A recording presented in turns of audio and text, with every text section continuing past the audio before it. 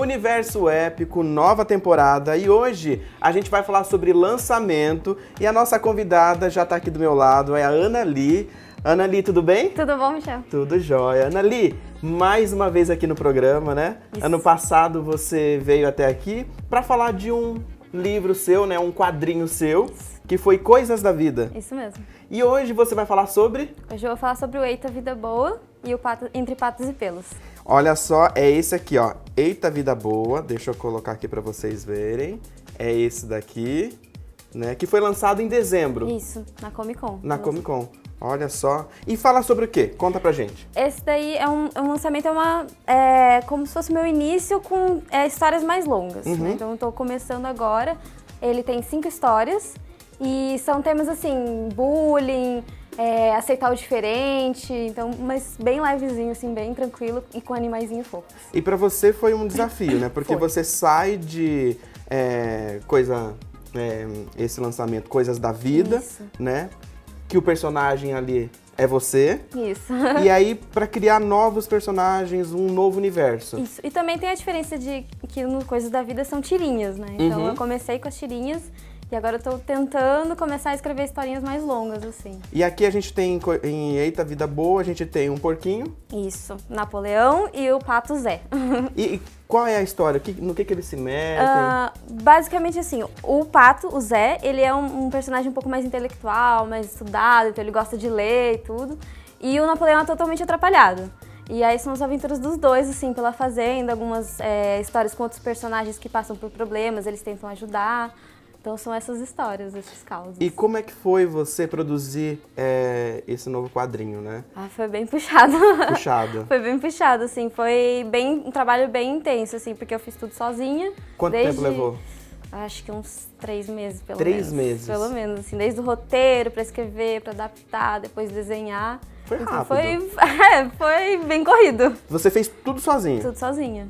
Tudo sozinha. Eu escrevi, eu desenhei, depois eu fiz a capa e mandei pra gráfica. E qual foi o procedimento que você usou aqui? É aquarela? Esse é digital? Aquarela digital. Aquarela digital eu fiz, geralmente essa é a técnica que eu uso nos trabalhos coloridos.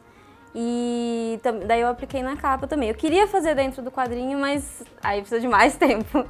E aí você, como é que foi a parte de financeiro, né? É um produto independente, né? É um investimento, um investimento que a gente tem que fazer, porque para quem está começando, você acaba tendo que investir nessa parte para ter pelo menos um produto aí bacana para mostrar. Então, acaba sendo um investimento, mas o retorno também é muito legal. Né? Até nesse terceiro aqui que você está lançando, né, que você lançou, você não usou aí de aquele financiamento coletivo. Por que não? Ainda não. Eu preferi montar meu público primeiro, deixar crescer mais, assim, para saber que pelo menos vai gerar alguma, assim, um retorno maior. Por enquanto ainda estou começando, estou no início, estou formando o público, então acho que mais pra frente talvez eu tente algum financiamento, assim. Terceiro projeto, e como é que tá então essa formação de público? Tá indo crescendo? bem, tá crescendo. Depois da Comic Con teve um boom, assim, eu acho que subiu bastante, o pessoal tá conseguindo alcançar mais, assim, as pessoas. Críticas de quem já leu? Tem algumas críticas, mas foram muito boas, assim, acho que me ajudou bastante para poder revisar a história, talvez consertar algumas coisinhas de roteiro para dar continuidade, mas acho que foi bem positivo, assim, pro meu crescimento. São 2 personagens que você criou e que a partir de agora eles nasceram e vai junto com você. Sim, sim. Talvez eu mude o formato, ainda tô pensando se eu vou continuar só lançando nas feiras ou se eu vou talvez publicar alguma coisa mais com uma periodicidade maior na internet. Então... Porque assim, em Coisas da Vida, que foi o seu primeiro lançamento, né? Isso. E são tirinhas, né? Isso. São tirinhas do dia a dia. Do dia a dia. E essas tirinhas, nesse lançamento aqui, que você refez aí numa gráfica, você inseriu novas tiras. Isso, eu aumentei um pouco o livro, né? Acho que ele tinha umas 20 páginas, agora ele tá com 40. Então, dobrou. Dobrou. Eu peguei as tirinhas que eu fui lançando ao longo do ano, até o período perto assim, da Comic Con, e juntei tudo. Então é um volume novo, assim. Então, por exemplo, quem adquire esse daqui já não é mais aquele outro Não, produto. aquele é tipo um Tem protótipo. Extras, né? Um protótipo, eu fiz todo o manual. Esse não, esse é mais tá mais profissionalzinho. E também foi de forma independente, né? Sim. O mercado pra pessoa, né? O artista que é independente, como é que é? Tá crescendo, eu Tá acho. crescendo? Eu acho que tá crescendo mais o mercado independente, assim, até por conta do que tá acontecendo com as livrarias, a gente tá vendo que o mercado independente tá crescendo mais, assim. E as pessoas gostam, acho que o público gosta é esse contato com o autor, né? Você ir na feira, você conhecer a pessoa que fez aquilo, quem que tá por trás, então é bem bacana. Você está investindo também na mídia digital? Eu no costumo. Produto digital? Costumo postar bastante nas redes sociais, aí tô tentando criar agora o hábito de postar no meu blog também.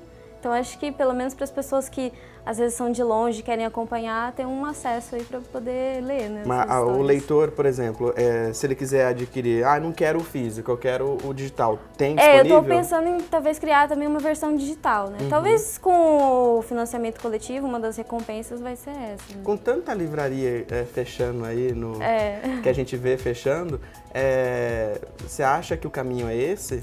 Eu acho que é uma das vertentes. Talvez a gente consiga, tanto o mercado independente assim, para evento, mas o e-commerce crescendo também, a gente tem que dar um jeito, né? E aí, entre Coisas da Vida e Eita Vida Boa, tem esse daqui, né? Entre Patas e Pelo. E aí, esse personagem que você, além de incluir 2 novos, né? São sobre seus animaizinhos? Sobre meus cachorros.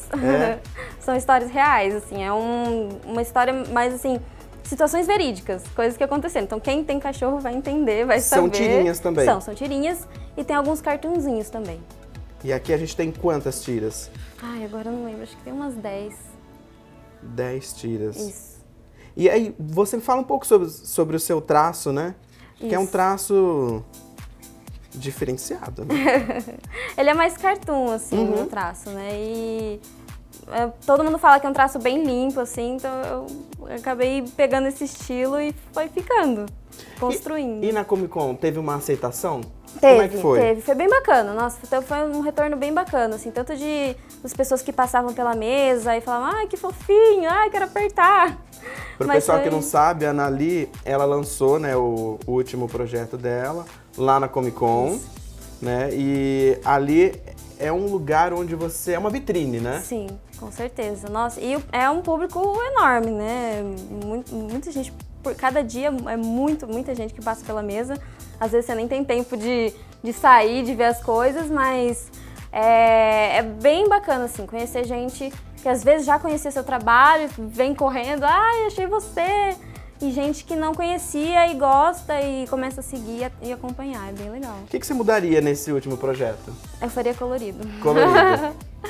Com certeza. Quando você fez, tem a versão colorida ou você já fez direto? Não, eu fiz direto no preto e branco, mas eu penso em talvez refazer ele colorido. E o contato com editoras? Você está fazendo ou por enquanto?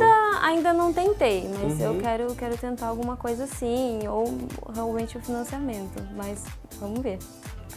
São tantos projetos, né? São. E você já está pensando aí no futuro? Para esse ano tem coisa nova? Tem coisa em mente. Tem previsão aí? Tem, talvez nos próximos eventos já tenha alguma coisa nova. O Tô pensando. que você está bolando? Tô pensando... Adianta um pouco pra gente. Primeiro tô pensando um zine, mas aí é com um tema um pouco mais sério, assim. Talvez saúde mental, alguma coisa que é um tema que eu também gosto bastante. Mas tô pensando mais em formato de zine, que é uma coisinha menor. Esse é um tema que você vai tocar, assim como você tocou, bullying, né? São temas ali um pouco adolescente, adulto. Isso. E quem olha os seus traços, quem vê aqui o seu produto, né? O seu quadrinho, tem assim, uma visão que é infantil. Qual é a linha, né? Varia muito, assim, tem, lógico, bastante criança que vem, acha fofinho, bonitinho, mas eu acho que o meu público é um pouco mais velho. É mais, assim, eu diria que de uns 15 até uns, sei lá, tem gente de 30, 40 que gosta também. Então, tem ali vamos falar assim, um visual mais fofinho, infantil, mas com temas... eu acho interessante isso. Às vezes eu fico, né, analisando o público e eu vejo bastante isso, assim, do pessoal que se interessa pelo tema, gosta do traço fofo, mas é um pessoal um pouco mais velho, assim. Isso não afasta, né? Não, não. Por enquanto eu não senti isso. Eu senti que realmente chama mais o pessoal. E aí, voltando então para o próximo lançamento, você estava contando pra gente. O que você está preparando aí? Eu tô preparando um zine. Por enquanto a ideia é essa, é um zine, talvez... Uma temática mais adulta, né? Isso, mais adulto, mas assim, vai talvez mais pro lado artesanal, assim. Eu mesma fazer tudo e a ideia é essa. Uma coisinha mais diferente, assim. Quando vem? No próximo evento, talvez em fevereiro, eu acho. Já tô preparando. Nossa, tá pertinho, né? Então, olha só, a gente espera você de volta aqui, Anali, para mostrar esse projeto novo. Com certeza. Combinado? Combinado. Então, vamos fazer o seguinte, pro pessoal de casa, né, que gostou do seu trabalho, tem aí um Instagram, um site? Tem sim. Tem o site, que é analiviacvs.com, e o Instagram é @anali.art. Perfeito. Olha só, a gente vai para um rápido intervalo e no próximo bloco tem mais convidado aqui no estúdio.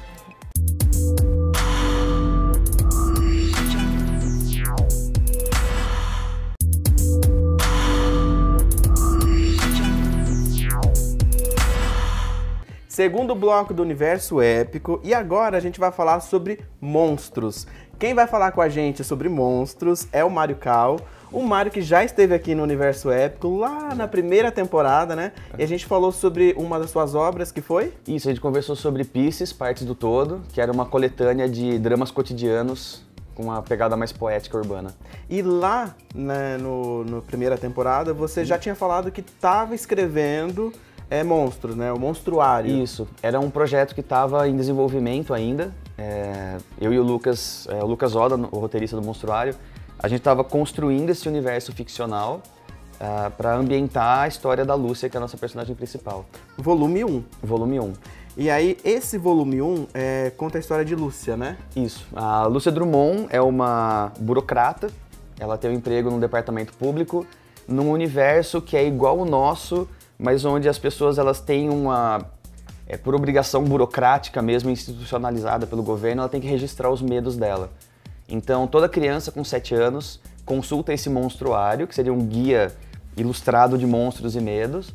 Ela tem que selecionar qual daqueles monstros mais simboliza o medo primordial da vida dela, isso com 7 anos de idade, e isso vira um registro como se fosse um CPF para ela. Ela tem que viver com esse monstro pelo resto da vida, e é a partir daí que começa essa história. Mas esse monstro que seria imaginário, ele se materializa? Então, isso é uma coisa que a gente não deixa claro na história. Uhum. Eu acho que é interessante que o leitor tenha a própria interpretação dele. O que eu gosto de pensar é que quando a gente está lendo uma história, a gente está sendo levado a essa história através de um narrador. O narrador da história do Monstruário é o professor Aldo Finsternes, que é o maior especialista em monstros do Brasil. Então a gente sabe da história da Lúcia através da história contada pelo Aldo. Então talvez os monstros que ele veja sejam esses que nós estamos vendo na história. Talvez ele seja muito doido e veja monstros, mas na verdade eles não existam. Talvez eles existam em outro plano, talvez eles... eu não sei. A ideia é que a gente deixe isso em aberto. E essa história, ela se passa por diversas cidades, né? Eu tô vendo aqui tem a Ponte Estaiada, lá de São Paulo. Sim, a Lúcia mora em São Paulo. A família dela originalmente é de Louveira. O professor Aldo Finsternes mora em Indaiatuba. Então ela faz vários trajetos pelo estado e depois ela acaba indo para Barbacena, onde tem o Museu da Loucura, que é onde ela vai pesquisar um pouco mais sobre esse mistério que ela descobre de uma pessoa que não tem monstro no registro. Que aí, teoricamente, seria uma pessoa sem medo e ela não aceita essa ideia. Essa é uma estratégia também de aproximar o leitor? De você criar uma intimidade, uma proximidade, que de repente alguém, eu sou de Indaiatuba, eu leio a história e falo, puxa, que legal, né? Tem um ponto bem interessante aí, que a gente não quer deixar uma história, assim, criar uma história que seja excludente, por exemplo, para um leitor que seja, sei lá, um leitor do Nordeste, por exemplo, que não mora no Sudeste, mas ao mesmo tempo é Brasil. Então a gente apresenta nessa trama a ideia de que o monstruário original, esse conceito de obrigar as pessoas a registrarem o seu monstro, nasceu na Alemanha, na verdade na Áustria, e se difundiu para o mundo todo na época medieval. Então, com o descobrimento do Brasil, essa coisa do registro do monstro veio, a gente encontrou aqui os monstros que já existiam com os índios, os monstros dos imigrantes. Então, assim, é uma coisa muito ampla.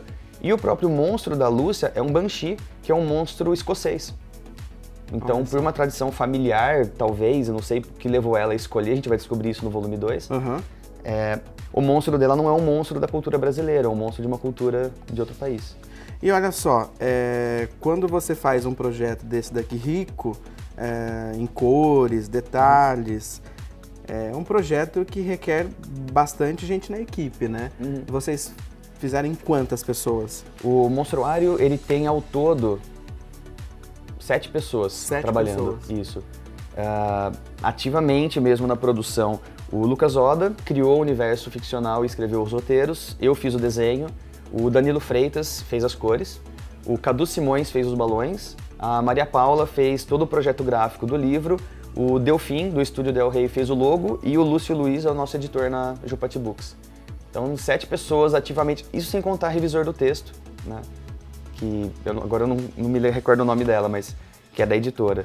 Mas assim, se a gente for pensar, são 8 pessoas, mais o pessoal da gráfica, então toda a cadeia de produção de um quadrinho, ele pode ser, como muitos fizeram, e eu ainda faço, já fiz muito, um projeto muito introspectivo e solo, onde você escreve, você edita, você revisa, você desenha, e muitas vezes você financia, né? E é claro, é você na mesa do evento vendendo os quadrinhos, como ele pode ser uma coisa muito mais elaborada, que envolve uma equipe grande, e nossa escolha pelo Monstruário ter sido feito por equipe era tanto uma questão de prazo, para a gente poder honrar o prazo do edital do PROAC que nós ganhamos. Quanto tempo? Foram 10 meses de produção, isso.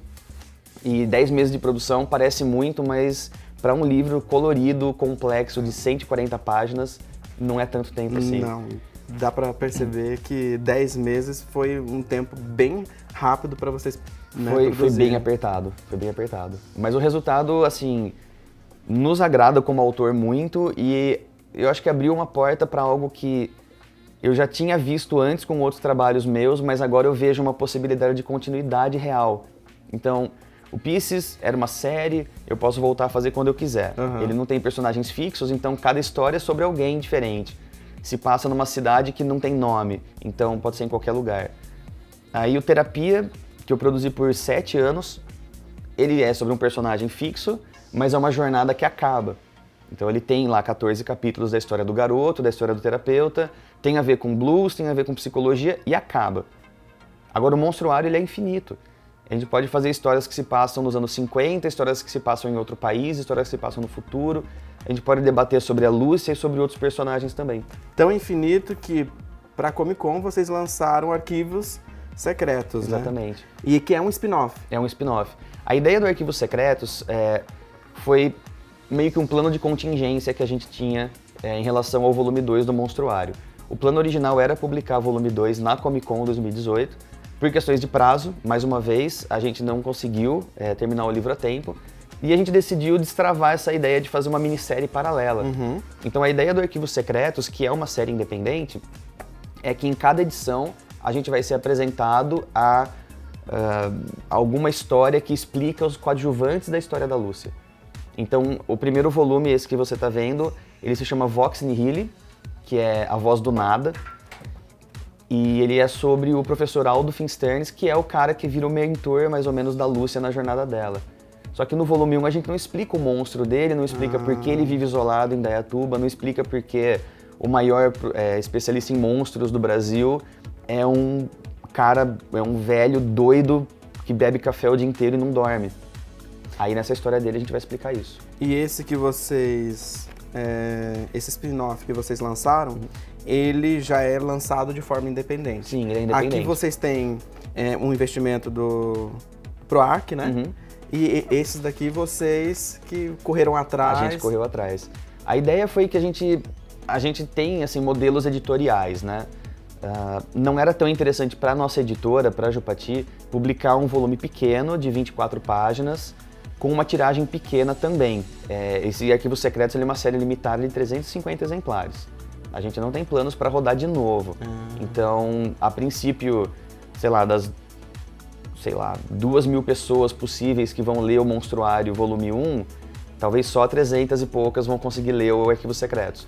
Mas isso a gente tem planos também para o futuro.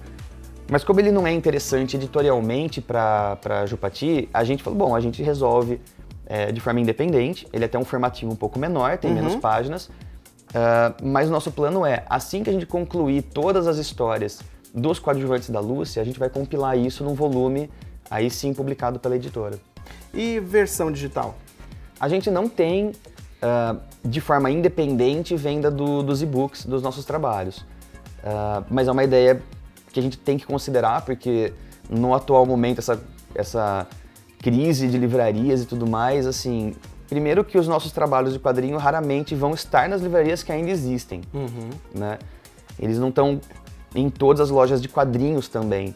Então acho que a maior possibilidade de ter contato com o trabalho autoral, seja ele por editora ou independente, é diretamente com o autor. Por isso que eventos como a Comic Con são tão importantes.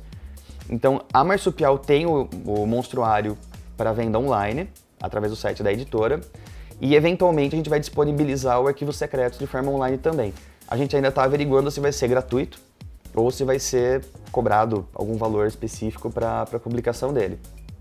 E talvez, com o tempo, não sei, a nossa ideia é que o monstruário cresça e que ele talvez saia dos quadrinhos e vire coisas maiores. Então, pode ser que no futuro tenha coisas digitais que não sejam necessariamente quadrinhos. Vocês acabaram de lançar, então, dezembro passado, o spin-off, né, do volume 1 e o volume 2. O volume 2 está em produção, a tinta está secando no papel enquanto eu estou falando com vocês. E a gente pretende lançar entre março e abril agora de 2019. Certo. É questão de terminar o que falta das artes, terminar o letreiramento, e aí tem o processo editorial, que é revisão de texto, né, a montagem do livro para gráfica. Volume 2 é independente ou... Vai sair pela Jupati Books também. Certo. Ele vai ter o mesmo projeto gráfico do volume 1 para ficar fechadinho na coleção. E aí para final do ano, final de 2019, vai ter o spin-off número 2. A ideia, como você disse lá no começo, que é a história infinita, né? Mas tem uma previsão aí de quantos volumes para serem lançados? Sim, sim. A história da Lúcia termina no volume 2. A história dela. Né? Então tem uma jornada, até uma... É uma série. É uma série, mas a gente não quer... Assim como aconteceu com o Terapia, que eu tinha comentado, não dá pra gente continuar fazendo a história do mesmo personagem quando a grande questão sobre ele já foi resolvida. Então a questão da Lúcia se completa entre o volume 1 e 2.